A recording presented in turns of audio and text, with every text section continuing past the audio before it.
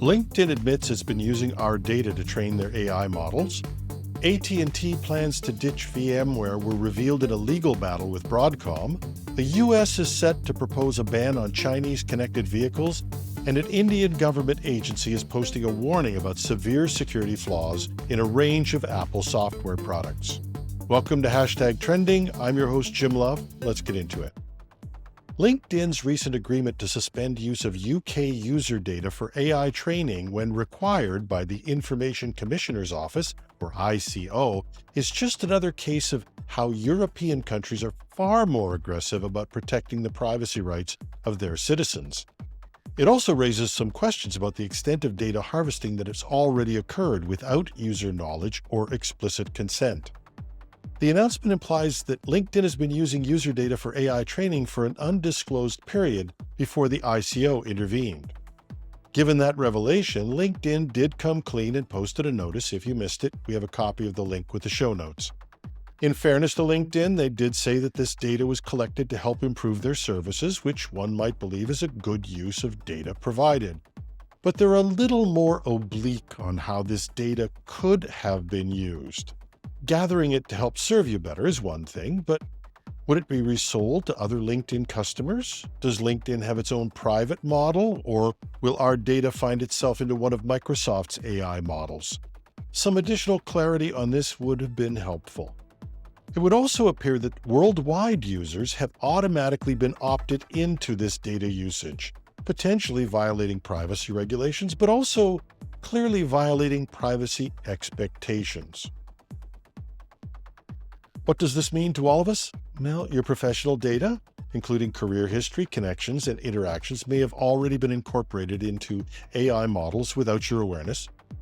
Even if you opt out now, it's unclear how you unring the bell. Your data may already be part of existing AI training sets. The full scope of how user data has been utilized in AI models still remains unclear, as does the potential for de-anonymization or misuse of the data. Actions you can take: you can immediately review and adjust your LinkedIn privacy settings, especially the Data Generative AI Improvement option, where you can remove their ability to use your data in the future. You can request a copy of your data from LinkedIn to understand what information they hold. I suppose you could consider submitting a data deletion request, although be aware this may not remove data already used in AI training and not going to do much for your LinkedIn usage in the future. And IT professionals, though, should audit their company's exposure on LinkedIn and other professional networks and develop guidelines for employee use. We've given you the actions that you could consider taking, but the reality is that many of us depend on LinkedIn, and it's difficult to part with participation in a user network like that. But this revelation underscores the critical need for transparency in how tech companies use our data. It's a stark reminder that in the age of AI, our digital footprints may have far-reaching and unexpected consequences. In the ongoing legal dispute between AT&T and Broadcom, court filings revealed that the telecom giant allegedly plans to stop using VMware software. This development adds a new twist to the conflict over support services for VMware products. According to Broadcom's legal response, AT&T has admitted in writing that it intends to migrate away from VMware software, claiming the move would have a very quick payback and a strong internal rate of return.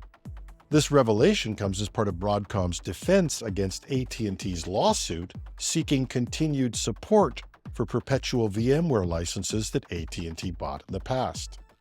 The dispute began when AT&T claimed Broadcom refused to honor a pre-acquisition agreement with VMware for extended support services. Broadcom counters that AT&T knew about VMware's transition to a subscription-based model and chose not to purchase the support services it now demands. Broadcom's filing paints a less than flattering picture of AT&T's IT infrastructure, alleging that the telecom company is running outdated VMware software versions, some already unsupported due to AT&T's failure to upgrade. The chipmaker also questions AT&T's claim that VMware is mission-critical, giving the carrier's apparent reluctance to keep the software current. This high-profile case highlights the broader industry trend of moving away from VMware following Broadcom's acquisition. Several major companies, including Geico and John Deere, have already announced plans to adopt alternative platforms. As this legal battle unfolds, it serves as a cautionary tale for enterprises navigating the shifting landscape of enterprise software and support services, especially in the wake of major acquisitions. In a significant policy change, Telegram, the messaging app known for its strong privacy focus, will now provide user IP addresses and phone numbers in response to legal requests. This decision marks a major departure from the app's previous stance on user data protection. Pavel Durov, Telegram's CEO, announced that the platform will begin complying with legal demands for user information. This shift comes as a surprise to many, as Telegram has long been celebrated for its resistance to government requests and takedown orders. Alongside this change, Telegram is ramping up its content moderation efforts. The company is now employing AI and a human moderation team to remove what it deems problematic content from search results.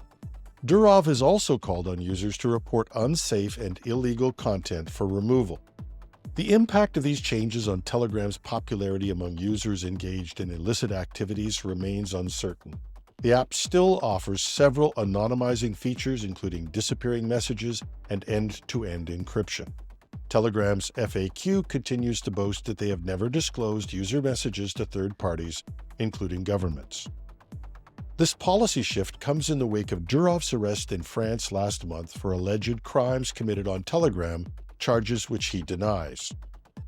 As messaging apps grapple with the balance between user privacy and legal compliance, Telegram's decision could signal a broader trend in the industry. Tech professionals and privacy advocates will be watching closely to see how this policy is implemented and its effects on user trust and platform security. According to a report in Reuters, the U.S. Commerce Department plans to propose a ban on Chinese software and hardware in connected and autonomous vehicles on American roads. We've done stories on the amount of data that's collected by American car manufacturers and how that data may have been sold to data brokers or other companies without the knowledge or consent of car owners. Apparently, when this data is gathered by Chinese manufacturers, it's a bridge too far. The Biden administration says it will take action to address potential risks associated with data collection by Chinese companies on U.S. drivers and infrastructure. The administration has also expressed concerns about the possibility of foreign manipulation of internet-connected vehicles and navigation systems. The proposed regulation would prohibit the import and sale of vehicles from China that contain key communications or automated driving system software or hardware. This ban is expected to apply to all vehicles on U.S. roads, with exceptions for agriculture and mining vehicles. The Commerce Department plans to allow a 30-day public comment period before finalizing the rules. The proposed timeline suggests that software prohibitions could take effect for the 2027 model year, while hardware bans would be implemented in January 2029 or the 2030 model year. This proposal represents a significant escalation in the United States' restrictions on Chinese vehicles, software, and components, and it follows recent moves by the Biden administration to increase tariffs on Chinese imports, including a 100% duty on electric vehicles. The automotive industry, represented by major automakers, has cautioned that changing hardware and software in vehicles is a complex process that requires extensive engineering and testing. As this situation develops, it will likely have far-reaching implications for the global automotive industry, international trade relations, and the future of connected and autonomous vehicle technology. And finally, in the wake of the iPhone 16 launch, India's Computer Emergency Response Team, CERT-IN, has issued a high-severity alert for users of Apple's iOS, iPadOS, and macOS devices. The warning comes as multiple vulnerabilities have been reported across various Apple products, potentially exposing users to significant security risks. The vulnerabilities could allow attackers to access sensitive user information, execute arbitrary code, bypass security restrictions, and perform various malicious actions. The alerts affect a wide range of Apple software versions. The full list is in the show notes. Sept emphasizes that Apple has addressed these vulnerabilities in its latest software updates. So the agency strongly urges all users of affected devices to update their software immediately to the latest versions provided by Apple to ensure their security. So 2 warnings. One is specific.